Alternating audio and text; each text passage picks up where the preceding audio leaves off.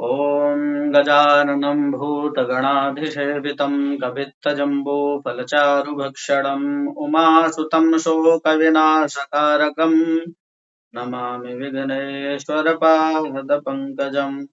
वागीसाध्या सुमनसः सर्वार्थानामुपक्रमे यं नत्वा कृतकृत्या स्युः तं नमामि गजाननम्। वाञ्छाकल्पतरुभ्यश्च कृपासिन्धुभ्य एव च पतितानां पावनेभ्यो वैष्णवेभ्यो नमो नमः। यत्पादपद्मनखचन्द्रमणिच्छटायाः विस्फूर्जितं किमपि गोपवधूष्वदर्शि पूर्णानुरागरससागरसारमूर्तिः साराधिका मयि कदापि कृपां करोतु।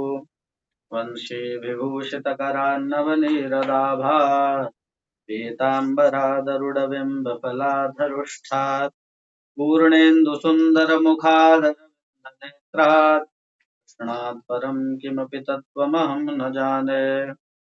ॐ पार्थाय प्रतिबोधतां भगवता नारायणेन स्वयं व्यासेन रचितां पुराणमुनिना मध्ये महाभारतम् अद्वैतामृतवर्षिणीं भगवतीम् अष्टादशाध्यायिनीम् अम्ब त्वामनुसन्ददामि भगवद्गीते भवद्वेषिणीम्। नमोऽस्तु ते व्यासविशालबुद्धे फुल्लारविन्दायतपत्रनेत्र येन त्वया भारततैलपूर्णः प्रज्वालितो ज्ञानमयप्रदीपः प्रपन्नपारिजाताय तोत्रवेत्रैकपाणये ज्ञानमुद्राय कृष्णाय गीतामृतदुहे नमः। वसुदेवसुतं देवं कंसचाणूरमर्दनम् देवकी परमानन्दं कृष्णं वन्दे जगद्गुरुम्। भीष्मद्रोणतटा जयद्रथजला गान्धारनीलोत्पला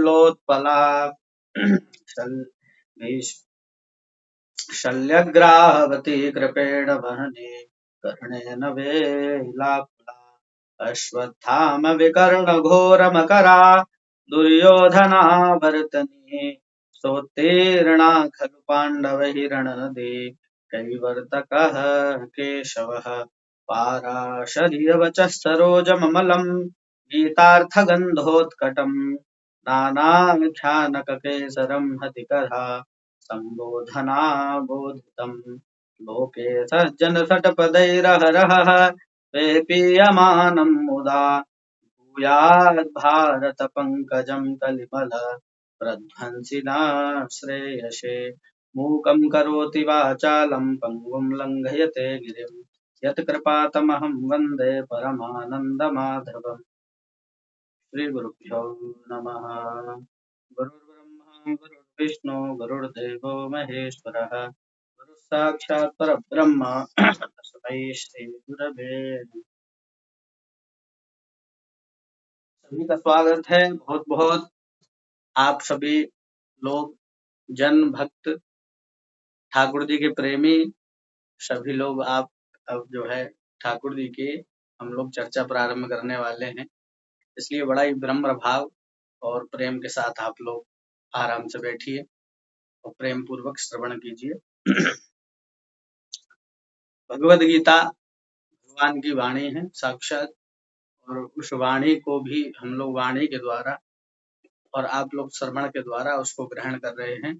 ये हमारा अहोभाग्य है कि हम लोग इस समय भी इस कली काल में, घोर कली काल में उसका आस्वादन कर रहे हैं और दूर दूर से आकर के और अपने भावों को एकत्रित करके यहाँ इस प्लेटफॉर्म पर हम लोग कथा को श्रवण कर रहे हैं, मतलब भगवान की वाणी को पढ़ने के लिए उद्यत हैं।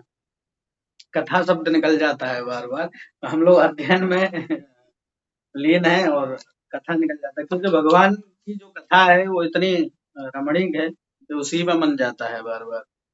तो कहते हैं ना कि श्रवण मंगलम श्रीमदाततम तव कथामृतम तप्त जीवनम कवि विरीडितम कलमशापहम श्रवण मंगलम श्रीमदाततम भुवि गृह्णन्ति ते भूरिदा।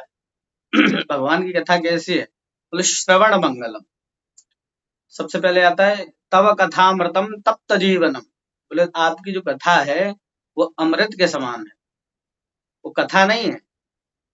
कथा तो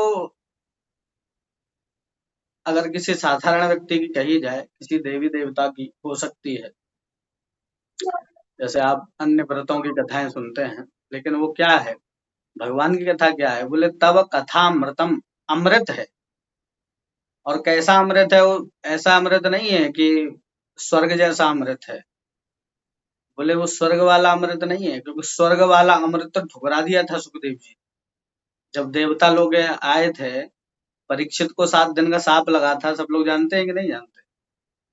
तो 7 दिन का शाप लगा, तो परीक्षित सुखदेव जी के समक्ष बैठे थे कथा सुनने के लिए। तो जब 7 दिन का शाप लग गया कि 7वें दिन ये मर जाएंगे, मतलब इनको सर पटस लेगा। ऑडियो बंद कर दीजिए गोपाल भैया, ऑडियो बंद कर दीजिए अपना।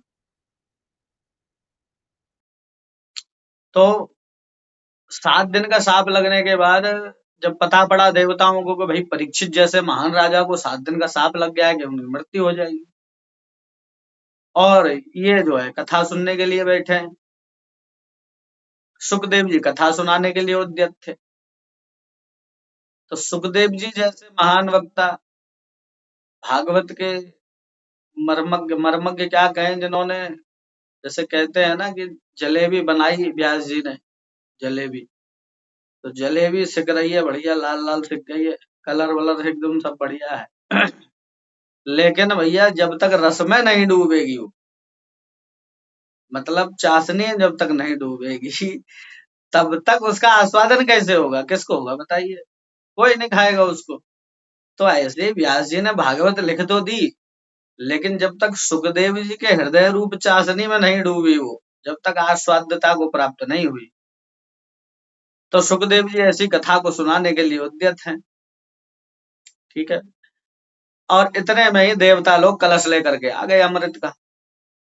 ये सभा में बैठे हुए हैं सब लोग, और प्रार्थना करी कि सुधामिमाम प्रयच्छस्व गृहीत वैव सुधामिमाम, और एवं विनिमये जाते कथा राज्ञाम प्रपीयताम। ऐसा कह रहे हैं कि इस जो अमृत है हमारे पास, ये अमरत्व को देता है, इसलिए इसको दे दीजिए, और जो कथा रूपी अमृत है वो हमको दे दीजिए।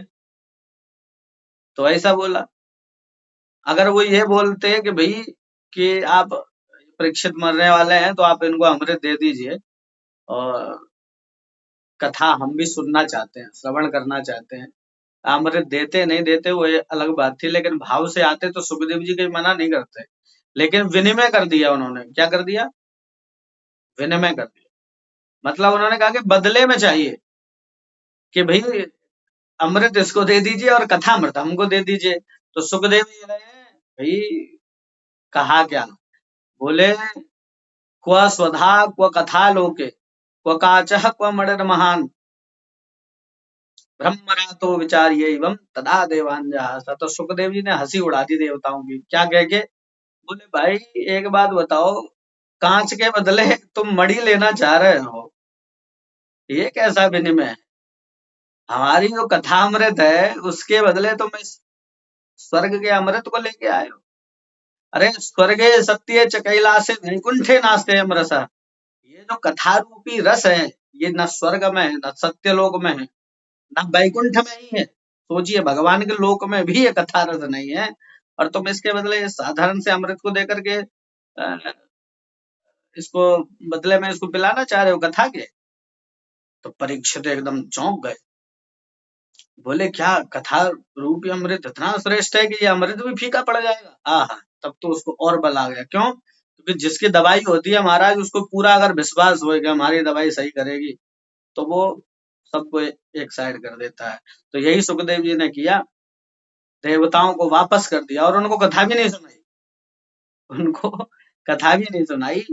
तो इसलिए कहते हैं कि जो भगवान की कथा है वो इतनी श्रेष्ठ है, स्वर्ग का अमृत अमरत्व देता है, लेकिन भागवत कथा या मतलब भगवान की जो कथा है, चर्चा है, वो अभयत्व देती है। अभयत्व। भाई तुम अमृत पी करके अमर हो जाओगे, लेकिन भय तो रहेगा अंदर, भय रहेगा, और अपनी आयु से ही एक दिन परेशान हो जाओगे जीवन जीते जीते।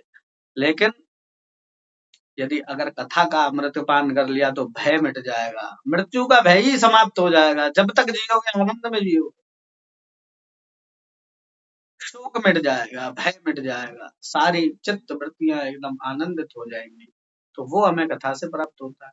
तो इसलिए सुखदेव जी को, सुखदेव जी ने उनको वापस कर दिया, कथा नहीं दी भाई। तो ऐसे ही है, हम लोग भी यहाँ उसी को चर्चा सुनाने के लिए बैठे हैं, जो सुनना चाहते हैं, जो रसिक हैं, भावुक हैं, वही आवे, चाहे भले भैया दो चार ही आवे, लेकिन अच्छे अच्छे श्रोता रहें, भाव से सुने, प्रेम से सुने, और क्या चाहिए, है ना। तो चलिए अब प्रारंभ करते हैं हम लोग भगवत गीता प्रथम अध्याय पहला श्लोक। ठीक है।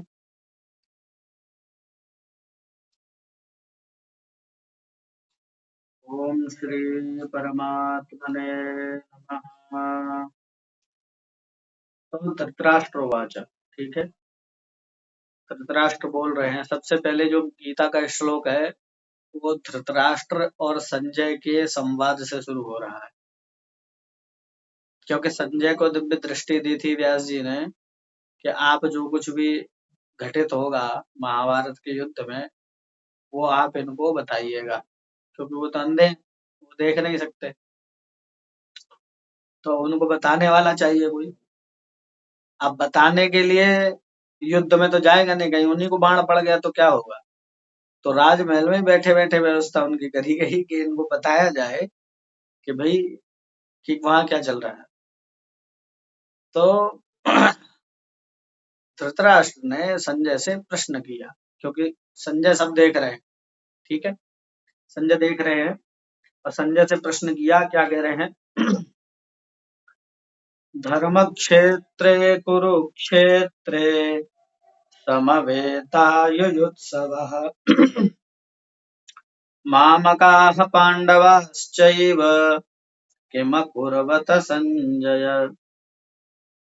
कह रहे हैं कि धृतराष्ट्र उवाच, धृतराष्ट्र ने बोला, उवाच का मतलब होता है बोलना, कहा, क्या बोले, हे संजय, किमकुर्वत संजय, तो संजय संबोधन है, संजय को पुकार रहे, बोल रहे, हे संजय, बोले धर्म क्षेत्रे कुरुक्षेत्र, धर्म क्षेत्र रूपी जो कुरुक्षेत्र है उसमें युयुत्सवः, युद्ध के लिए, समवेताः, एकत्रित, समवेताः, एकत्रित।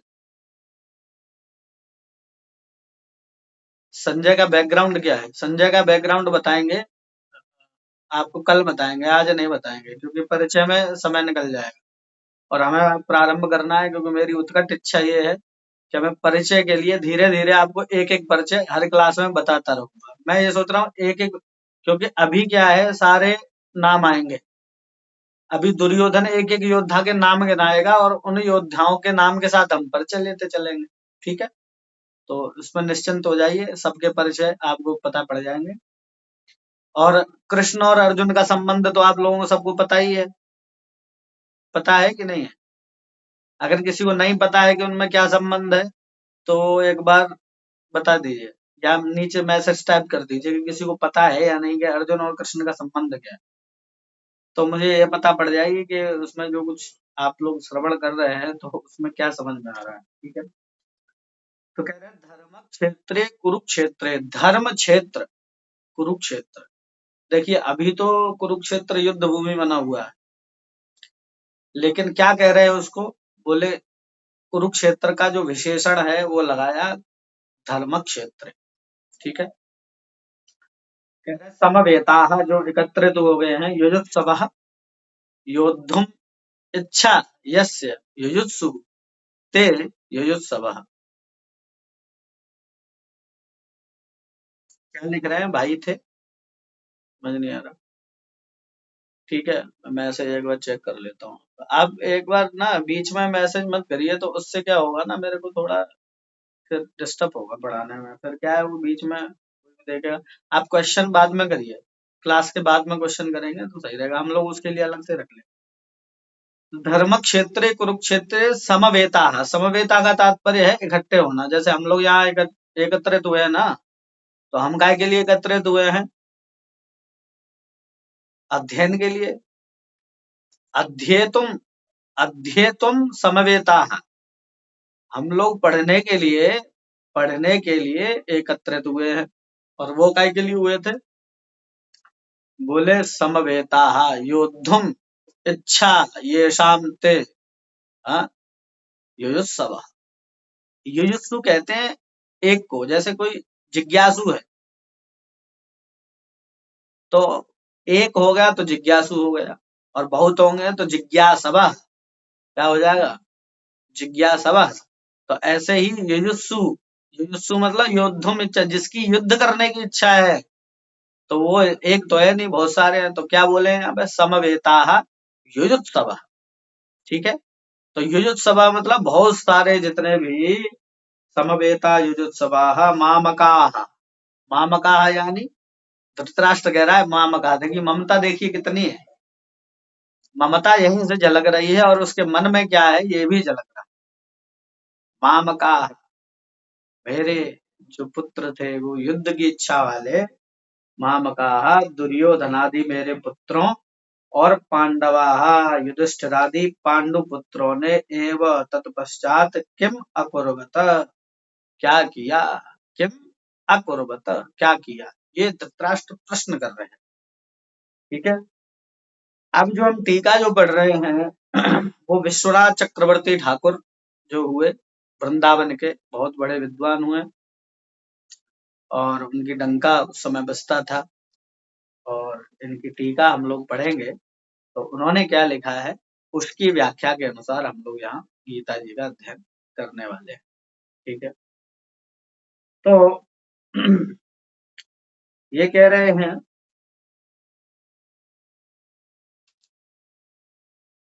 इन्होंने पहले भगवान, क्योंकि ये गौड़ीय संप्रदाय से हैं, तो इन्होंने श्री कृष्ण चैतन्य प्रभु को प्रणाम इसमें किया है। तो एक बार हम लोग भी प्रणाम करके फिर आगे बढ़ते हैं। गौरांशुकः सत्कुमुद प्रमोदी स्वाभिख्यया गोस्तमसो निहंता, श्री कृष्ण चैतन्य सुधा निधिर्मे मनोधितिष्ठन् स्वरतिं करोतु, प्राचीन वाचः सुविचार्य सोऽहम् अज्ञोऽपि गीतामृतलेशलिप्सुः, यते प्रभोरेव मते तदत्र संत क्षमत्वं शरणागतस्य। कह रहे हैं कि अपना श्री कृष्ण नाम प्रदान कर पृथ्वी के अंधकार को दूर करने वाले, कुमुद सदृश भक्तों का आनंद वर्धन करने वाले, प्रेम सुधा के आगार, उन्नत उज्जवल रस प्रदानकारी श्री कृष्ण चैतन्य प्रभु मेरे हृदय में विलास करें, प्रार्थना करें। ठीक है, फिर कह रहे हैं कि अज्ञ होने पर भी मैं सन्यासी शिरोमणि श्री गौरांग सुंदर के मतानुयायी होकर प्राचीन वैष्णवाचार्यों के विचारों का विवेचन करते हुए गीता रूपी अमृत का लेश पान करने के लिए लुब्ध हुआ हूँ, अतः साधुगण मुझ शरणागत को क्षमा करें। ठीक है, मतलब अपने आप को अज्ञ कह रहे हैं, क्योंकि अज्ञ व्यक्ति होता है तो वो माफी मांगेगा, अपनी कृपणता, अपनी दीनता व्यक्त कर रहे हैं। कोई भी विद्वान होता है, कोई भी जानकार होगा, अगर विनम्र है और भक्ति से संपन्न है तो वो कभी अपने आप को बड़ा नहीं बताएगा।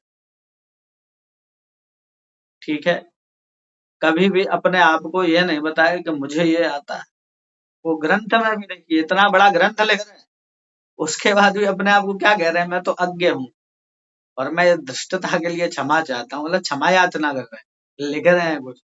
क्योंकि लिखने के लिए भी अभिमान होना चाहिए ना ज्ञान का।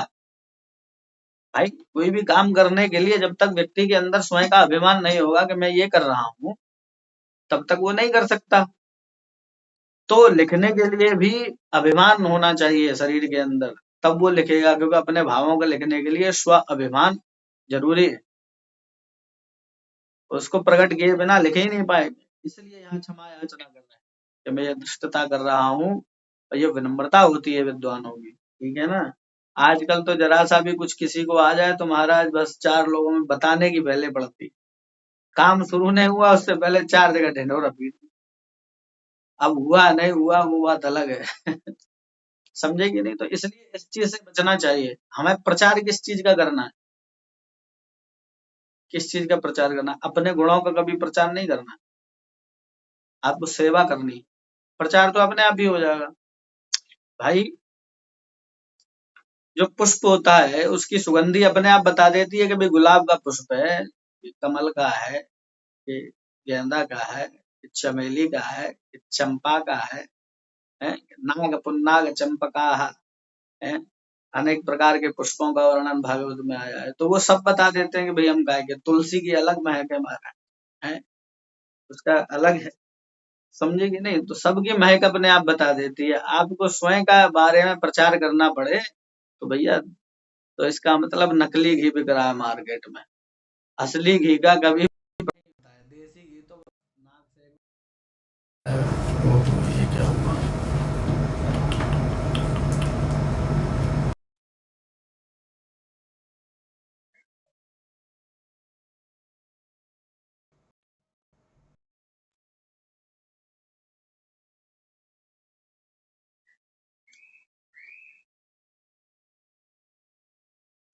क्या हुआ? रुक गई थी क्या क्लास?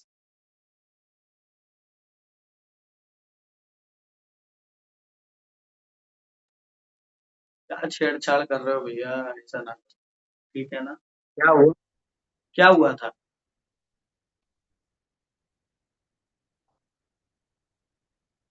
रुक गई थी क्या क्लास? रुक गई थी अनिल जी, आप बताइए। हाँ, हाँ, क्लास ब्रेक हो गया था। चलिए कोई बात नहीं, ठीक है। तो चलिए आगे बढ़ते हैं हम लोग। यहाँ पे समय निकल जा रहा है और आगे नहीं बढ़ पा रहे हैं हम लोग।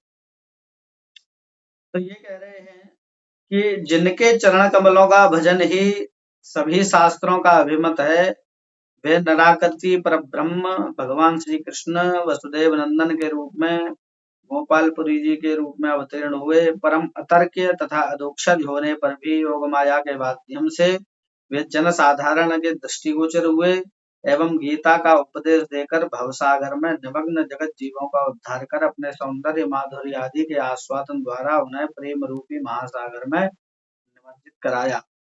सज्जनों की रक्षा तथा दुर्जनों के संहार के लिए प्रतिज्ञाबद्ध होकर वे अवतरित हुए, परंतु भूभार हरण की छलना से दुष्टों, भगवत विद्वेषियों तथा कुंभीपाक नरक के समान संसार रूपी महासागर के दुख में निमग्न जीवों के लिए मुक्ति दान रूपी परम रक्षा का ही कार्य किया है। तो हम लोगों के लिए वो सबसे बड़ा काम कर गए कि भगवत गीता का उपदेश दे गए। ठीक है ना? क्योंकि अगर वो नहीं देते, देखिए अगर दुर्योधन ना होता, वास्तविकता में देखा जाए तो अगर बुराई ना होए तो अच्छाई की महत्वता कैसे होगी? अच्छाई को प्रमाणित ही बुराई करती है। अच्छाई को प्रकाशित करने के लिए आपको प्रकाश का एहसास कब होगा? जब अंधेरा होगा। अंधेरा जब होता है तभी प्रकाश का महत्व आपको पता पड़ता है। यदि अगर अंधेरा ही ना हो तो आप प्रकाश को अहमियत नहीं देंगे उतना, क्योंकि दुख नहीं होगा तो सुख का अनुभव कैसे होगा?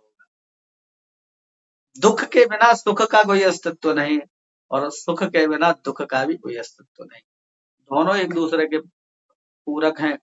वैसे ही अधर्म धर्म का प्रकाशक है। अब आप कहेंगे ये कैसे? देखिए धर्म की ध्वजा कहाँ फहरती है? धर्म के ही ऊपर तो फहरेगी। अगर दुर्योधन ना होता ऐसा तो अर्जुन को होना होता और यहाँ गीता उसको नहीं दिया जाता। जरूरत ही नहीं पड़ती। बुराई है ही नहीं तो मिटाना किसको है? तो जब बुराई है तो उसको मिटाने के लिए भगवान लीला करते हैं। ठीक है ना? तो दुर्योधन भी एक बहुत बड़ी कड़ी है। अच्छा वो चाहता तो गीता का उपदेश दुर्योधन का भी मिल सकता था, कोई बड़ी बात है क्या? पर नहीं मिली, क्योंकि वो भाव नहीं था, ना श्रद्धा है, ना भक्ति है, ना भाव है, उसको तो कोई मतलब ही नहीं। तो गीता किसको मिली? अर्जुन को मिली, क्योंकि अर्जुन ने भगवान का वर्ण किया। क्या किसका किया? भगवान का। जब प्रश्न ये उठा कि युद्ध में भाई भगवान ने तो प्रतिज्ञा की थी कि भाई मैं तो शस्त्र उठाऊंगा नहीं, साफ कह दिया भगवान। और बलराम जी बोले भाई हम युद्ध करेंगे नहीं, हम तो जाएंगे तीर्थ यात्रा, तुम्हें जो करना है सो करो। अब महाराज रह गए अर्जुन और दुर्योधन और भगवान श्री कृष्ण और इनकी नारायणी सेना। भाई इनकी सेना भी तो थी, तो इन्होंने कह दिया क्योंकि ये इनके बुआ के लड़के हैं और ये मामा के हैं, मामा बुआ का रिश्ता है, तो भैया सहयोग तो कुछ करना ही पड़ेगा। तो सहयोग करने के लिए बोले ठीक है एक आदमी जो है हमको ले लो। उन्होंने बोला कि भाई एक तरफ मैं रहूंगा और एक तरफ मेरी नारायण सेना रहेगी, तो जिसको जो चाहिए बता दो। अर्जुन और दुर्योधन को भगवान ने बुला लिया अपने पास। तो जब बुला लिया तो अर्जुन से भगवान ने कहा कि भाई आप दोनों निर्णय कर लो कि पहले कौन मांगेगा। तो अर्जुन ने कहा दुर्योधन जी आप पहले मांग लीजिए, कोई दिक्कत नहीं। बोला नहीं नहीं नहीं पहले आप मांग लो। उसने फॉर्मेलिटी करने के लिए, एक होता है ना कि भाई नहीं नहीं पहले आप मांगो, कोई बात। तो अर्जुन ने जैसे ही कहा कि दुर्योधन को कि आप पहले मांग, तो बड़ा खुश हुआ, बोले यार चलो इसने कह तो दिया कम से कम। तो अब इसने सोचा कि यार मेरा भी जिम्मेदारी है कि मैं भी कहूँ इससे, क्योंकि अगर वो नहीं कहेगा तो यार सामने भगवान बैठे तो ये कहेंगे बड़ा दुष्ट व्यक्ति है, यहाँ पे भी दुष्टता दिखा रहा है। कम से कम एक व्यवहार के नाते तो कह ही दे एक बार। तो उसने कह दिया दुर्योधन ने कि नहीं नहीं नहीं आप पहले पहले आप पूछ लीजिए, कोई बात नहीं। तो भगवान ने इशारा किया अर्जुन को, हाँ अर्जुन कोई बात नहीं आप पूछो।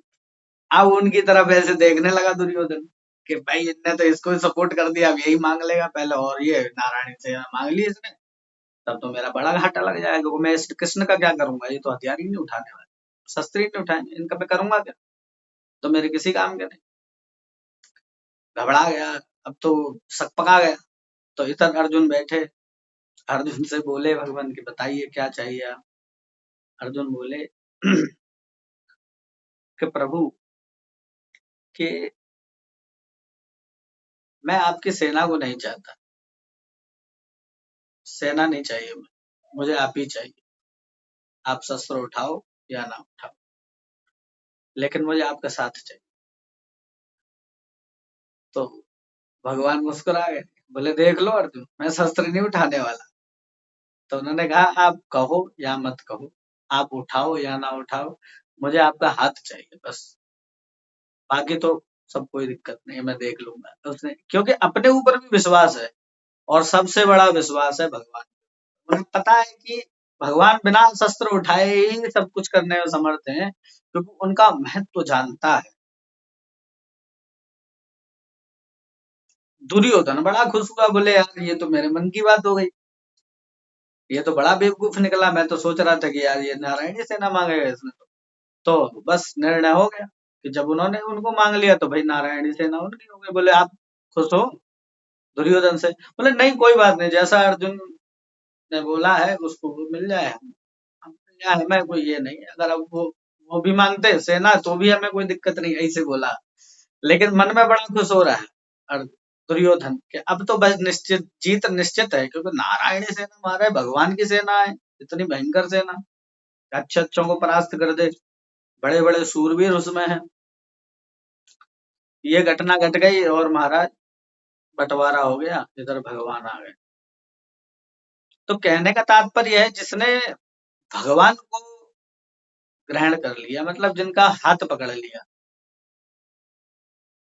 तो विश्वास इतना था अर्जुन को, इसलिए गीता उसको मिली, दुर्योधन को इसीलिए नहीं मिली, क्योंकि वो भगवान को नहीं चाहता है और ना उसका भाव है ऐसा। तो इसलिए भाव युक्त व्यक्ति को ही गीता मिलती है। तो गीता कोई ग्रंथ नहीं है कि आप उठा के पढ़ लो, मैंने उस दिन भी बताया था गीता कोई ग्रंथ नहीं कि उठा के पढ़ लो। गीता उपाधि है, वो जिस दिन आप उसके योग्य होंगे उस दिन वो बरस जाएगी, आप चाहो या ना चाहो। अर्जुन को पता थोड़ी था मुझे गीता मिलने वाली है, लेकिन वो उठ गया था ऊपर। कैसे उठ गया? बोले उसको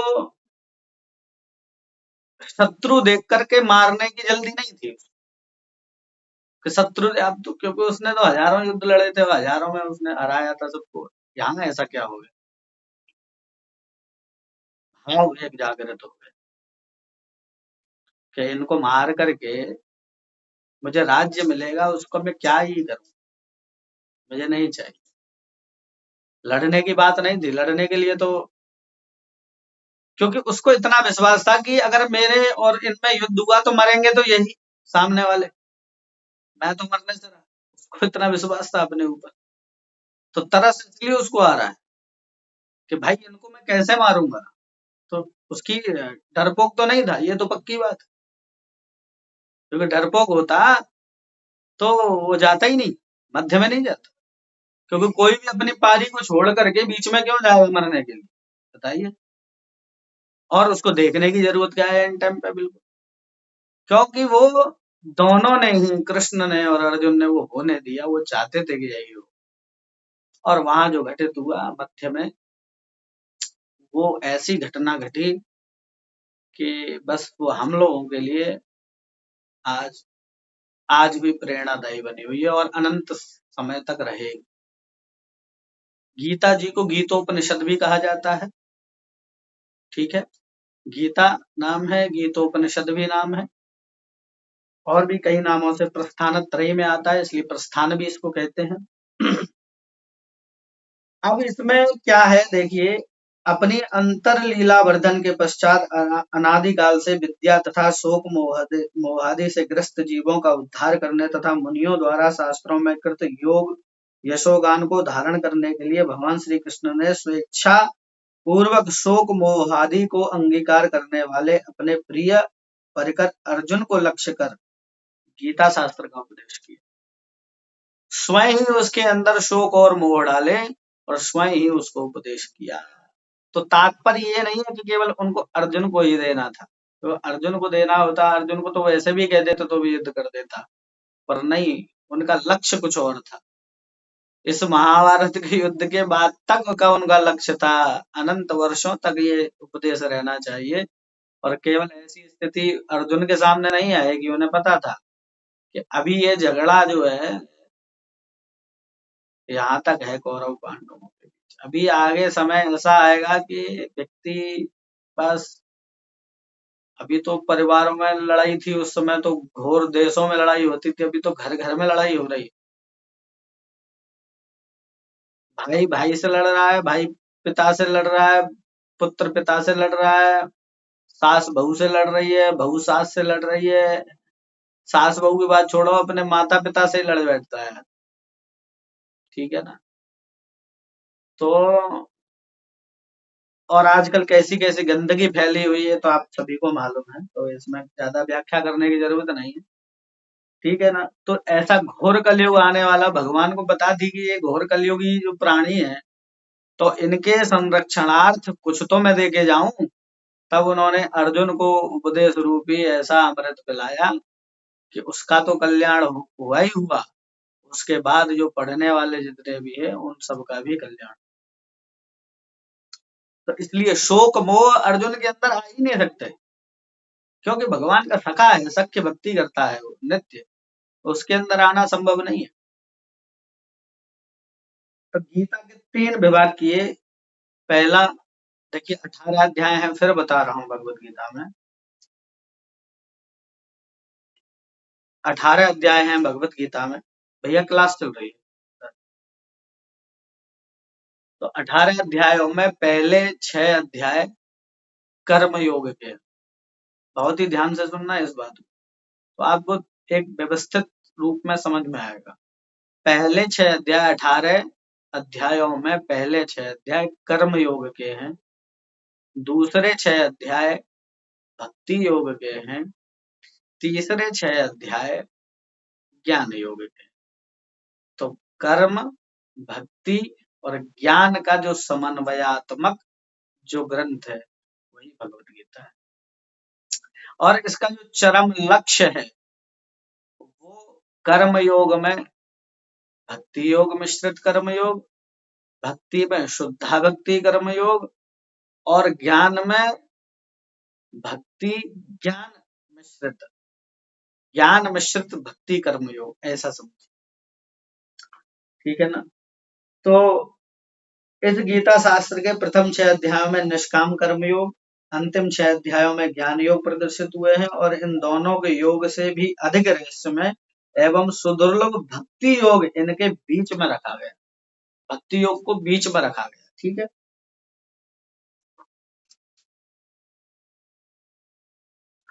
अब आ जाते हैं अर्जुन शोक मोह किस प्रकार का है यह बताने के लिए महाभारत के वक्ता वैशंपायन और श्रोता जन्मेजय के लिए भीष्म की अवतारणा करते हुए धृतराष्ट्रवाच ये वाक्य कह रहे हैं। देखिए ये संवाद किसका है? महाभारत। देखिए हमारे यहाँ कोई भी शास्त्र है तो किसी न किसी का संवाद होता है। क्या होता है? संवाद होता है। जब तक कोई प्रश्न नहीं करता तब तक उत्तर नहीं दिया जाता। प्रश्न का ही उत्तर में हमारे जितने भी शास्त्र हैं वो सब जो है प्रश्न और उत्तरों का ही खेल। जितना भी है, कोई सा भी ग्रंथ उठा के पढ़ लीजिए, शिष्य प्रश्न करता है या ऋषि कोई प्रश्न कर रहे हैं और उत्तर में फिर वो जो है शास्त्र का विवेचन करते हैं। तो ऐसे ही महाभारत के जो वक्ता हैं वो वैशंपायन है और जो प्रश्न करता है वह है जन्मेजय। जन्मेजय परीक्षित के पुत्र हैं। ठीक है। चलिए अब आगे बढ़ते हैं। तो धृतराष्ट्र कह रहे हैं, धृतराष्ट्र संजय से पूछते हैं कि युद्धाभिलाषी मेरे पुत्रों ने तथा पांडवों के कुरुक्षेत्र नामक युद्ध भूमि में एकत्रित होकर के क्या किया। तो ये पूछने का प्रश्न क्या है कि भाई जब युद्ध के लिए ही इकट्ठे हुए हैं तो पूछ क्यों रहे हैं कि क्या किया। भाई युद्ध ही तो करा होगा। हाँ, करेंगे क्या? क्यों? क्योंकि डाउट है। धृतराष्ट्र को डाउट है। क्यों? क्योंकि कह रहा है, खुद ही अपने मुंह से कह रहा है कि वो जो कुरुक्षेत्र है वो कोई साधारण भूमि नहीं है। बोले वो धर्म क्षेत्र है और धर्म क्षेत्र में आकर के अच्छे अच्छे किसी दुष्ट की भी बुद्धि बदल जाती। तो कहीं ऐसा तो नहीं कि मेरे पुत्र जो है कौरव उनकी बुद्धि बदल जाए। और जब बुद्धि बदल जाएगी तो क्या होगा? पांडव तो धार्मिक व्यक्ति ही हैं, वो तो धर्म क्षेत्र में आकर के और धर्म उनका बढ़ गए। लेकिन मेरे पुत्रों की कहीं अगर बुद्धि बिगड़ गई और उन्होंने धर्म को धारण कर लिया तो कहीं ऐसा ना हो कि संधि कर लें और जो राज्य हमको मिलने वाला था वो फिर जो है वैसे की वैसा रह जाए। क्योंकि वो तो निष्कंटक राज्य चाहते थे कि मेरे ही पुत्रों को ही मिले और वो चाहते थे कि युद्ध हो। तो उनको डाउट था कि कहीं ऐसा ना हो मेरे पुत्र जो है बिगड़ जाए। तो ये क्या है? धर्म क्षेत्र क्यों है? तो इसके कह रहे हैं कुरुक्षेत्रम देवयजनम। कुरुक्षेत्रम देवयजनम। कुरुक्षेत्र क्या है? देवयजन की भूमि है जहां पर देवताओं के यज्ञ किए जाते थे। बहुत बड़े बड़े यज्ञ जाते थे। कुरुक्षेत्र देवताओं की यज्ञ स्थली है, अतः यहाँ क्षेत्र धर्म प्रवर्तक क्षेत्र के रूप में प्रसिद्ध है। अतएव इसके संगत के प्रभाव से दुर्योधनादि अधार्मिक व्यक्तियों का क्रोध भी दूर हो सकता है तथा वे धर्म में प्रवृत्त हो सकते हैं। पांडव तो धार्मिक हैं ही, अतः विवेक उत्पन्न होने पर बंधु हिंसा को अनुचित जानकर दोनों ही संधि के लिए सहमत हो सकते हैं। यह डाउट उसके अंदर पैदा हो, इसलिए सीधा ही पूछ लिया कि भाई क्या किया, जरा बताओ जल्दी। तो बाह्य रूप से धृतराष्ट्र ऐसा प्रदर्शित कर रहे हैं कि जैसे संधि होने पर वे बड़े खुश होंगे, क्योंकि धर्म क्षेत्र कह दिया ना कुरुक्षेत्र है। तो धर्म क्षेत्र कह करके ऐसा वो प्रदर्शन कर रहे हैं जैसे कि वो कितने धार्मिक हैं। परंतु अंदर क्या है? अंदर ये है कि वो आपस में संधि ना कर ले, ऐसा। ठीक है ना। तो ये समस्या उनके अंदर पैदा हो गई। और फिर कह रहे हैं कि धृतराष्ट्र सोच रहे हैं कि मेरे पक्ष से युद्ध करने वाले भीष्म द्रोणादि योद्धा तो अर्जुन के लिए भी अजय है। भाई अर्जुन, वो धृतराष्ट्र ऐसा सोचते हैं कि भीष्म और द्रोणाचार्य को अर्जुन थोड़ी हरा पाएगा। तो उसने तो भाई अपनी साइड कर लिया आचार्यों को, भीष्मों को, और भीष्म जी ने तो घोर प्रतिज्ञा की थी, जाने कितने हजार पर डे वो मारेंगे। ऐसा मैं प्रमाण भी दूंगा कि कितने। और महारथी कौन होते हैं, अतिरथी कौन होते हैं, रथी कौन होते हैं, योद्धाओं के बारे में भी सब पता पड़ेगा, धीरे धीरे आप जब पढ़ेंगे। तो इसको कहते हैं धर्म क्षेत्र। तो इसलिए धृतराष्ट्र क्या है, युद्ध सभा कह करके बताना चाह रहा है कि भाई अगर युद्ध होगा तो निश्चित हमारी ही जीत होगी। तो ऐसे भाव को वो छुपा रहा है, लेकिन पर ये बात सबके बोधगम्य नहीं है, ये भाव को व्यक्ति ही समझ सकते हैं। तो धर्म क्षेत्र से मतलब है धर्म, भाई धर्म सोचो ऐसा, जैसे खेत होता है, गेहूं का खेत है, ठीक है, या धान का खेत है। तो धान के खेत में क्या होता है कि उसके बगल में एक घास उगाती है, ठीक है ना। तो जो कृषक होता है वो उसको उखाड़ता है उसके बगल से, क्योंकि वो घास बड़ी हो जाती है और जो पौधा रहता है धान का वो सिकुड़ जाता है, वो उसमें धान आ ही नहीं पाता। तो ऐसे ये धर्मरूपी जो खेत है, इसके कृषक कौन है? भगवान है, कृष्ण भगवान है। और धर्मरूपी क्षेत्र में जो धान के पौधे हैं वो युधिष्ठिर आदि पांडव हैं, और जो उनमें जो श्यामा घास उगाई है तो वो दुर्योधन है। तो और जो जल सिंचन इत्यादि और जो मेड़ इत्यादि बनाते हैं वो भगवान की कृपा शक्ति है। मतलब उनका अ, विविध प्रकार की दी जाने वाली जो सहायता है भगवान के द्वारा, वो जल और मेड़ इत्यादि है। समझ रहे हैं आप क्या कहना चाह रहे हो? जैसे कोई खेत है, तो खेत में भाई धान है, धान के बगल में जो उगाती है घास वो है जिसकी जरूरत नहीं है, ठीक है। और अ, जल सिंचन इत्यादि उसका उसकी रक्षा करना है। तो ऐसे धर्म रूपी जो खेत है उसमें पांडव तो धान के पौधे हैं, और दुर्योधन आदि क्या है, वो है श्यामा घास। तो कृषक भगवान है, तो वो आकर के उनको उखाड़ेंगे, दुर्योधन इत्यादि को, और धर्म की रक्षा करेंगे। दुर्योधन आदि कौरवगण धान के खेत में उत्पन्न धान के द्वेषी श्यामा घास की भांति हैं। धान के खेत से श्यामा घास का उन्मूलन, जड़ से उखाड़ करके फेंकना ही इस धर्म क्षेत्र से उन्मूलन किया जाएगा। तो समझ आ गई? तो क्या कर रहे हैं भगवान एक्चुअली में, कर क्या रहे हैं? आप ये समझिए कि महाभारत का युद्ध एक युद्ध नहीं है, वो एक धर्म क्षेत्र है। और उस धर्म क्षेत्र में कुछ धार्मिक लोग हैं और कुछ अधार्मिक हैं।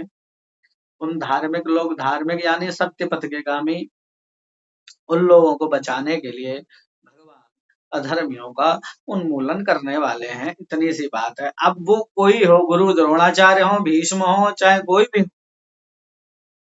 अब तो यही होगा। जब श्यामा घास उखाड़ी जाएगी तो फिर ये नहीं देखा जाएगा कि कौन बड़ा है कौन छोटा है, क्योंकि भक्ति के मार्ग में जो अवरुद्ध बने, जो सामने आके खड़ा हो जाए, भगवान के अपोजिट खड़ा हो जाए, चाहे भले ही कितना ही सगा संबंधी क्यों ना हो, भगवान कहेंगे भाई इसको निकाल दो यहाँ से, जल्दी हटो वहां से, ऐसा बोलेंगे।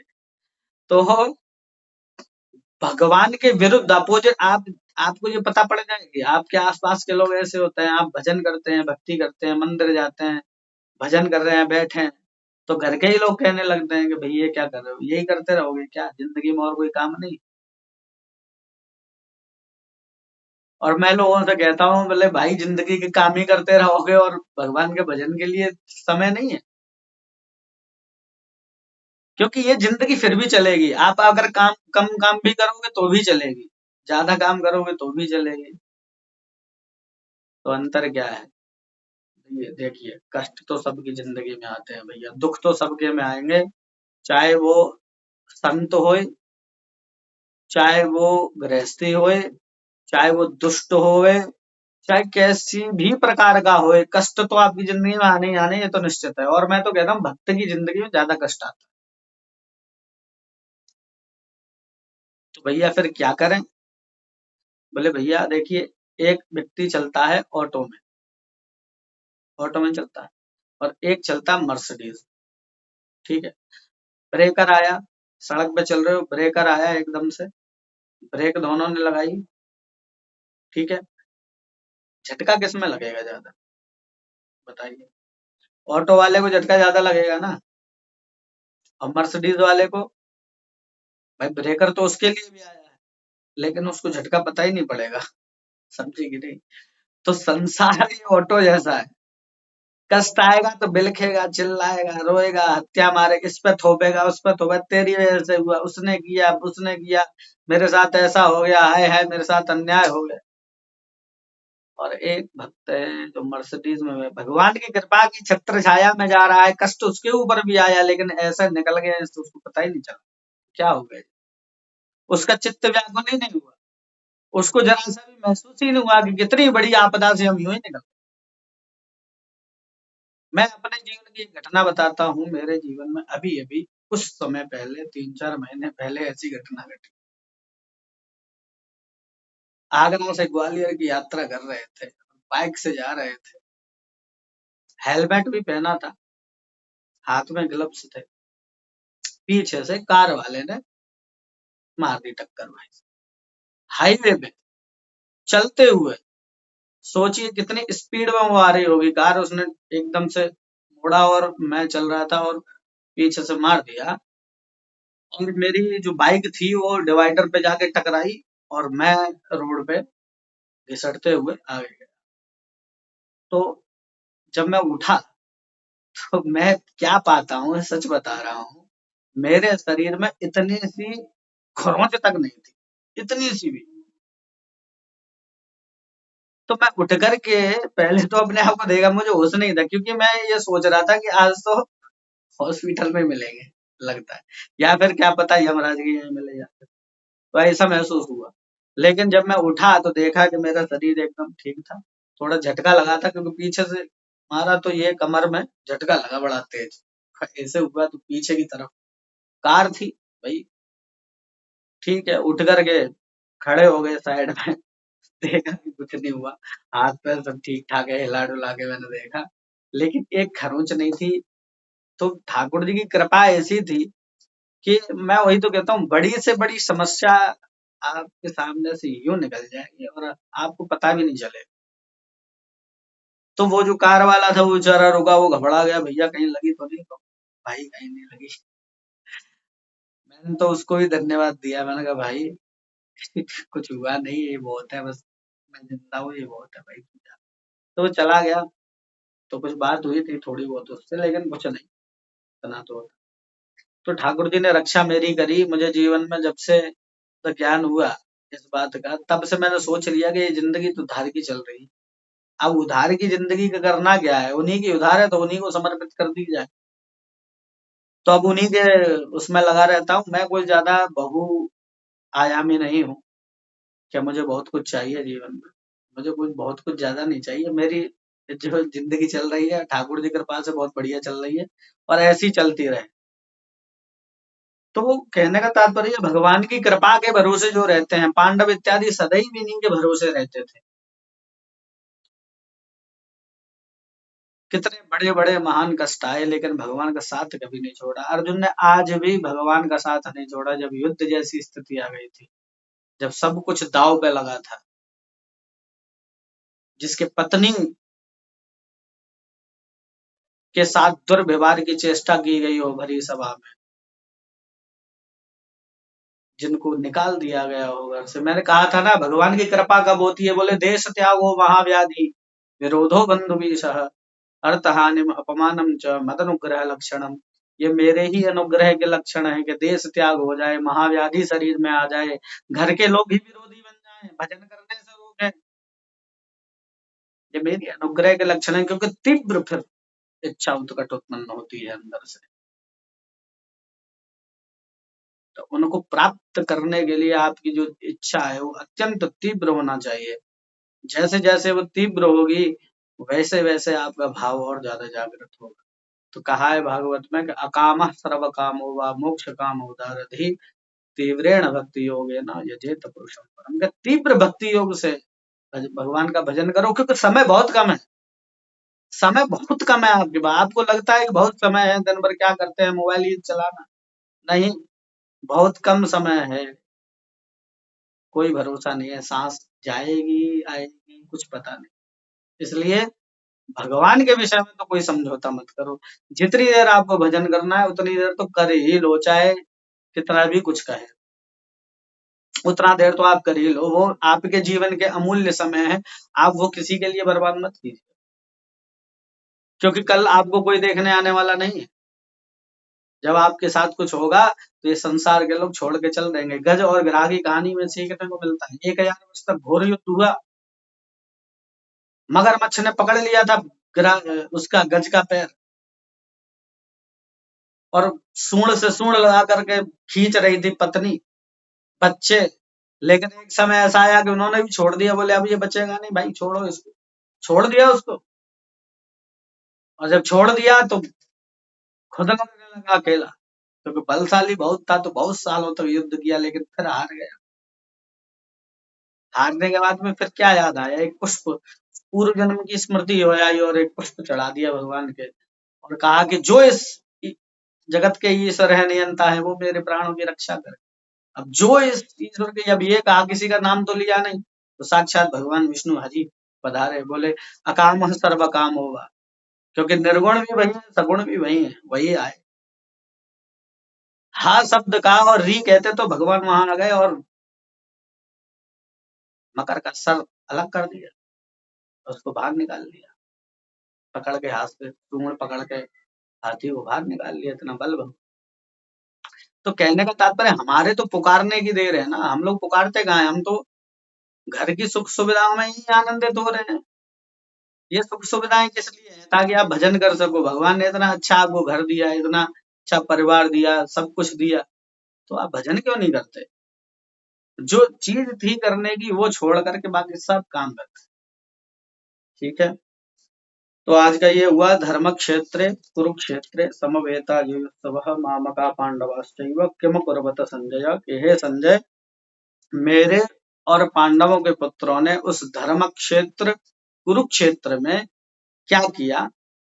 युद्ध की इच्छा वाले, दोनों ही युद्ध की इच्छा वाले थे, इधर और उधर, उन्होंने क्या किया, इसका प्रश्न का उत्तर मुझे दे दीजिए।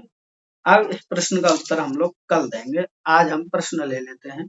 इसके क्या प्रश्न थे वो आप बता दीजिए। ओम पूर्णमदः पूर्णमिदं पूर्णात् पूर्णमुदच्यते पूर्णस्य पूर्णमादाय पूर्णमेवावशिष्यते। किसी को कुछ समझ नहीं आया हो इसमें तो आप पूछ सकते हैं बेझिझक, प्रेम पूर्वक, और कैमरे भी ऑन कर लीजिए, कोई दिक्कत नहीं है, जिसको करना है वो कर सकते हैं, कंफर्टेबल हो तो। हाँ, और प्रश्न कर लीजिए, और प्रश्न करना जरूरी है। मैं तो ये कहता हूँ कुछ ना कुछ प्रश्न लिख के लाया करो, ताकि बस हमको ये लगे कि आप कुछ सुन रहे हैं सर।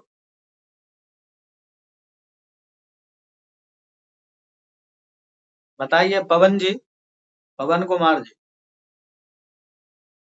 आप कुछ बोलते नहीं है कभी, हैं जी? दुर्गेश जी भी नहीं पूछते हैं कुछ, क्या बात है?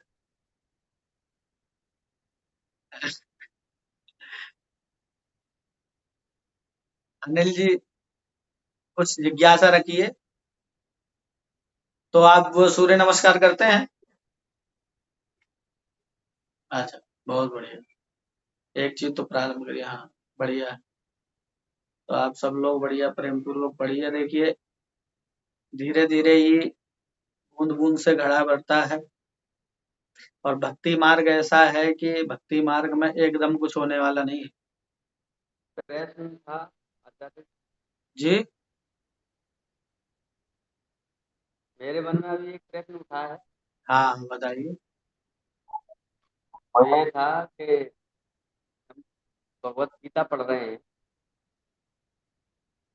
तो गीता का शाब्दिक अर्थ हमें समझना चाहिए, या गीता क्या है?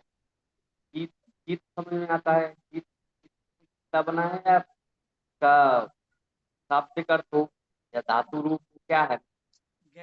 गय धातु से बना है, टा प्रत्यय होने से गीत शब्द बनता है। स्त्रीलिंग प्रत्यय होता है टाप, उस टाप प्रत्यय से गीता शब्द बनता है। इसका तात्पर्य है जो गाया जाए।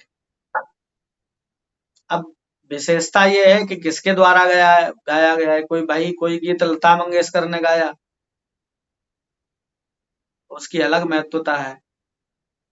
कोई आपने गाया तो उसकी महत्वता है, कोई कुछ ऋषियों ने गाए उसकी अलग महत्वता है, और जो भगवान ने गाया है उसकी महत्वता अलग है।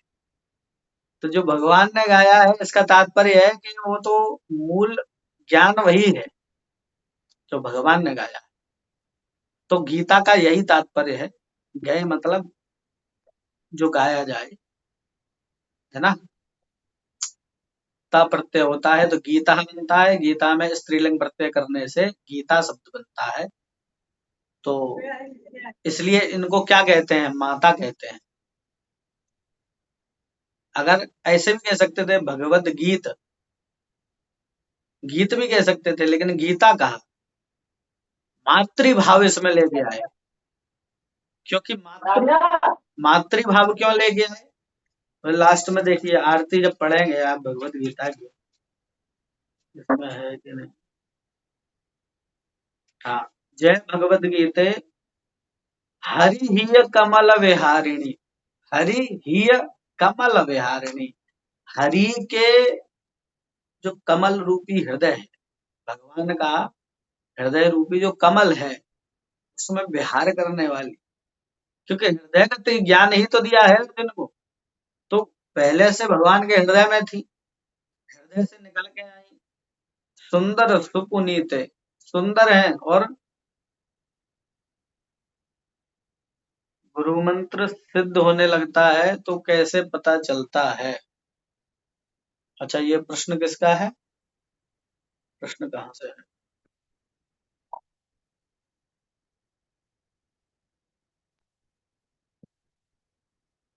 किनका प्रश्न है, एक बार बता दीजिए मेरे को, कोमलांगी जी का है क्या।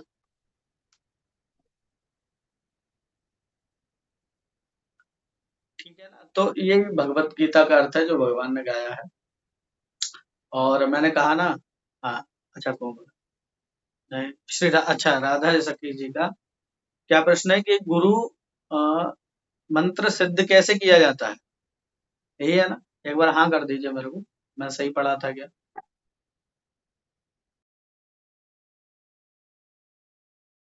गुरु मंत्र सिद्ध कैसे होता है, यही है ना प्रश्न। जी, ठीक है। देखिए गुरु मंत्र तो स्वयं सिद्ध है, गुरु मंत्र को सिद्ध करने की जरूरत नहीं है।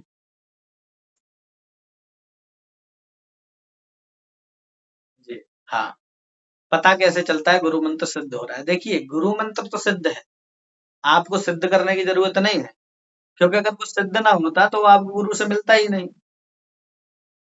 क्योंकि आप क्या सोच रहे हैं, जो आपको मंत्र दिया है गुरु ने, वो उनके गुरु ने उनको दिया है, और वो उनके उन गुरु ने दिया है, और वो उनके गुरु ने दिया है।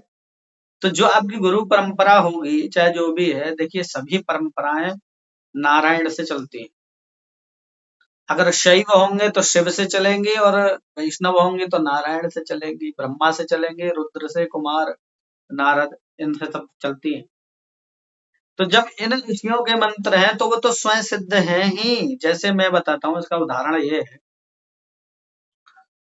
कि आपको पता है जो पीपल का वृक्ष होता है वो लगाने से नहीं लगता, बीज डालो आप नहीं लगे, कैसे लगता है, चिड़िया पीपल का जो फल होता है खा लेती है, उसको चबाती है, और फिर क्या करती है, कहीं देखना आप, छत की बाउंड्री पे जाकर के उसको उबल देती है, या विष्ठा, उसका जो मल होता है शरीर का वो निकल जाता है, तो उसमें जो चर्वित है उसने चबाया, उस चबाए हुए को जैसे ही वो छोड़ती है तो वहीं वो पीपल का वृक्ष हो जाता है। तो ऐसे ही जब गुरु किसी मंत्र को जपते हैं, आपके गुरु ने जो आपको मंत्र दिया वो उसमें जपते हैं, तो जैसे ही उन्होंने जपा और जपने से, चर्वित होने से वो जो मंत्र सिद्ध हुआ, और सिद्ध होकर के जैसे ही उन्होंने आपके ऊपर वो छोड़ा तो उसी में बीज अंकुरित हो गया, वहीं वृक्ष उगाया, कहीं पर भी हो।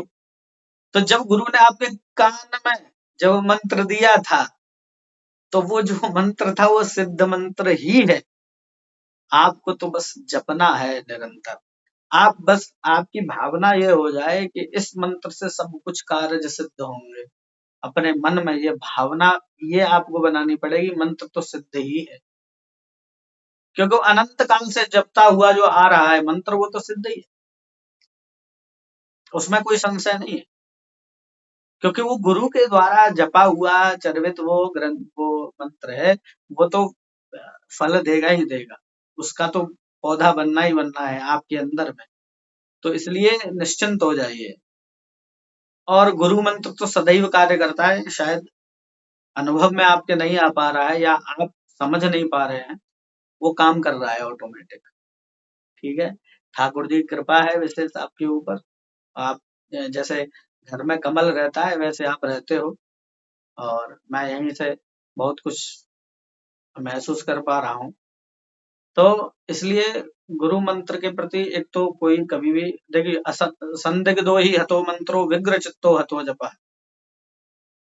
मंत्र में यदि शंका हो गई जरा सी भी, संदिग्धो ही हतो मंत्रो, मंत्र का असर चला गया। शंका कभी नहीं होना चाहिए, एकदम विश्वास पूर्वक जप करना चाहिए। जिसको डाउट है तो उसमें गीता कहती है कि संशयात्मा विनश्यति, आपने पढ़ा होगा, तो संशयात्मा विनश्यति, संशय आत्मा तो उसका तो विनाश होना निश्चित ही है। तो संशय को हटा करके और सिद्ध हो रहा है कि नहीं ये पता करने की जरूरत ही आपको नहीं है, आप तो बस करते रहिए और वो स्वयं कृपा करता जाएगा मंत्र। और जैसे हमको कुछ अनुभव हुए हैं हमारी जिंदगी में, ऐसे ही आपको भी होंगे और हुए भी होंगे, शायद आप सोचना, मनन करना कि गुरु कैसे कैसे रक्षा करते हैं, वो गुरु मंत्र कैसे हमारी रक्षा कर रहा है, ये बात आप खुद अनुभव कीजिएगा, फिर बताइएगा। ठीक है, तो ये प्रश्न आपका वो हुआ। तो सिद्ध मंत्र स्वयं है, स्वयं में ही वो सिद्ध है, बस आपको उसको निरंतर जपते रहना है, उसका भाव सदा अपने मन में जगाए रखना है और उस मंत्र के प्रति श्रद्धा कम नहीं करनी कभी। ठीक है, ये और बताइए।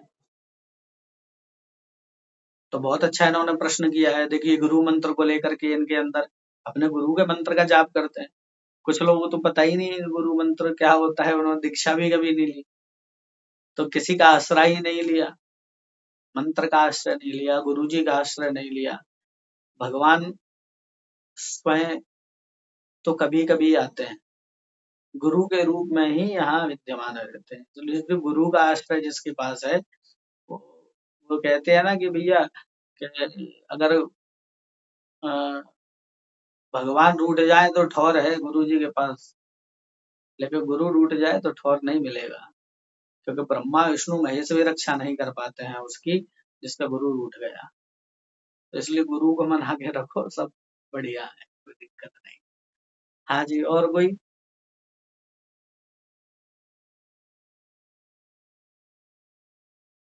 तो समापन करें।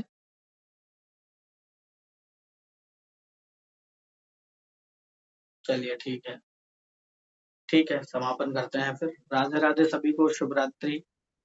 और और यदि कोई जिज्ञासा है आप लोगों की तो वो रख सकते हैं।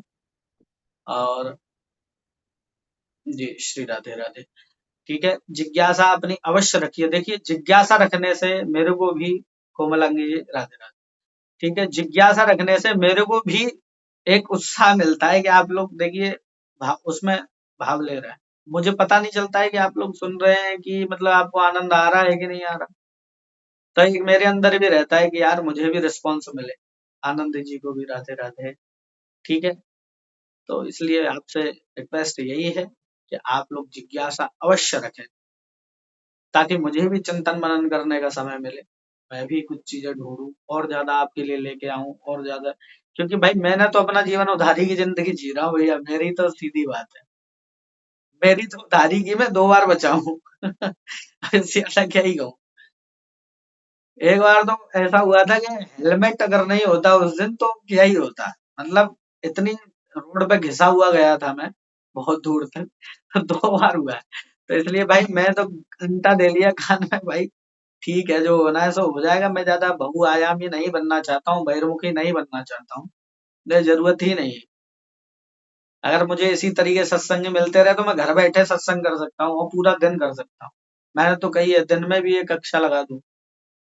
जो लोग दिन में फ्री रहते हैं वो भैया दिन में आ जाओ, रात में बहुत से लोग आ नहीं पाते, लेडीज होती हैं मतलब ऑफिस वाले होते हैं, तो वो तो रात को फ्री हो जाते हैं। बाकी लेडीज रात को नहीं हो पाती क्योंकि भाई उनके घर में भी अलाउ नहीं होता किसी किसी के, और किसी किसी के क्या होता है कि भैया बच्चों में लगे रहते हैं वो लोग, और छोटे छोटे बच्चे हैं तो वो कहाँ पढ़ने देंगे, तो वो दिन में भी कर सकते हैं। पर दिन में अब देखते हैं कब तक संभव होता है। भक्ति रसामृत सिंधु को पढ़ाना चाहता हूँ। भक्ति रसामृत सिंधु एक ऐसा ग्रंथ है जिसको पढ़ने के बाद आपके भक्ति संबंधी जितने भी डाउट हैं वो सब क्लियर हो जाएंगे। प्लस प्लस शुरुआत कैसे करनी है ये आपको पता पड़ जाए। शुरुआत कहाँ से हो, शुरुआत का ही पता नहीं है। अब जब शुरुआत का पता नहीं, कभी कुछ सुन लिया वीडियो से, कभी कुछ सुन लिया वीडियो से, बस उसी में उलझ के रह जाते। तो वीडियो से नहीं होता ना, जब तक किसी व्यक्ति से या तो गुरु के पास जाओ, अगर आप नहीं जा सकते तो बेसिक से आप भक्ति का जब तक शुरुआती जहां से होती है वहां से स्टार्ट नहीं करोगे आपको कुछ चीज पकड़ में आएगी नहीं। भक्ति के संबंध कोई ऐसा थोड़ी है। भक्ति कहते हैं क्लेश अग्नि सुविधा मोक्ष लघुता कृष्ण दुर्लभा सांद्रानंद विशेषात्मा श्री कृष्णा कर्षणी चसा। क्लेश अग्नि है भक्ति, क्लेश को नष्ट कर देती है। क्लेश क्या है, बोले पाप और पाप का बीज और अविद्या। पाप को तो नष्ट करती ही है, पाप का जो बीज है वासना रूप में जो अंदर घुस चुका है, जो पाप के लिए प्रेरित करता है बार बार। मान लीजिए आपने कोई पाप कर लिया, चोरी कर ली, तो चोरी करते हुए किसी ने देख लिया, अब जब चोरी करते हुए देख लिया तो पिट गए मारा, तो चोरी का दंड मिल गया आपको, दंड तो मिल गया ना। परंतु जो चोरी करने का संस्कार था वो बैठा रह गया। भाई संस्कार थोड़ा ही मर गया, किसी दिन फिर देखेगा तो फिर वो जो है जागृत हो जाएगा पौधे की जैसे, अंकुरित होगा। और जो काम एक बार कर ले व्यक्ति वो तो दोबारा करता ही करता है। एक बार सिगरेट पीने की आदत पड़ गई, एक बार पी ली तो दोबारा पीने में संकोच नहीं करेगा, पहली बार तो बहुत करेगा, कहाँ पेगा उसका। तो ऐसे ही ऐसे कुछ लोग ड्रिंक भी करते हैं, तो जिसने एक बार कभी नहीं पी तब तक तो संकोच वो करेगा, लेकिन जैसे ही उसने पी ली तो दोबारा फिर यार चलिए एक बार तो पी ली यार, एक बार और पी लेते हैं क्या दिक्कत। तो जैसे ही जो भी प्रवृत्ति हम करते हैं, ठीक है ना, वही काम होने लगता है। तो उसका जो पाप है, पाप नष्ट करेगी, उसका पाप के बीज को भी नष्ट करेगी। ये भक्ति में सामर्थ्य है, और ज्ञान में सामर्थ्य नहीं है, ये कर्म में भी सामर्थ्य नहीं है, ये केवल भक्ति ही नष्ट कर सकती है। तो पाप, पाप का बीज और अविद्या। अविद्या, अविद्या क्या है, अंधकार, अज्ञान, जो हम सत्य को असत्य समझ रहे हैं। जैसे अंधेरे में चलते हैं तो रस्सी पड़ी है तो सांप लगता है, डर जाते हैं, भय। तो जो भय हुआ वो तो सच्चा ही हुआ ना, सांप तो झूठा है, वो तो रस्सी है, लेकिन जो भय उत्पन्न हुआ वो तो सच में हो गया ना। भाई चित्त तो व्याकुल हो गया एकदम से, शरीर एकदम ठंडा पड़ गया, ये क्या हो गया भाई, सांप काट गया उसको। समझे, ये भय जो हुआ ये तो सच्चा हो गया ना। तो ऐसे जो अविद्या है हमारी, हम लोगों को ऐसे जकड़े रखी है कि हमको लगता है कि अरे भाई जाने क्या हो जाएगा, अगर हम भगवान का भजन करने लग जाएंगे तो जाने क्या हो जाएगा। तो होना कुछ नहीं है, कुछ नहीं होना। ये संसार वैसे ही तुम्हारे जन्म से पहले भी चल रहा था भाई, किसी को कोई फर्क नहीं, और तुम्हारे जाने के बाद भी वैसे ही चलता रहेगा, किसी को कोई फर्क नहीं। जो वस्तुएं आज आप यूज कर रहे हो कल कोई और करेगा, जिस गाड़ी में आप चल रहे हो उसको कोई और यूज करेगा, और कहो तो उसको बेच ही दे, कटवा दे जाकर, अरे इसकी जरूरत नहीं हमको। तुम जिसको बड़े प्यार से रख रहे हो भाई, दूसरे के लिए उसकी कोई कीमत नहीं। अपनी चीजों की, अपनी हर चीज की वैल्यू आपको खुद करनी है, खुद से भजन करना है भैया। आपके भजन की कीमत भी कोई नहीं समझने वाला, ठीक है, भजन को भी कुछ नहीं समझेगा।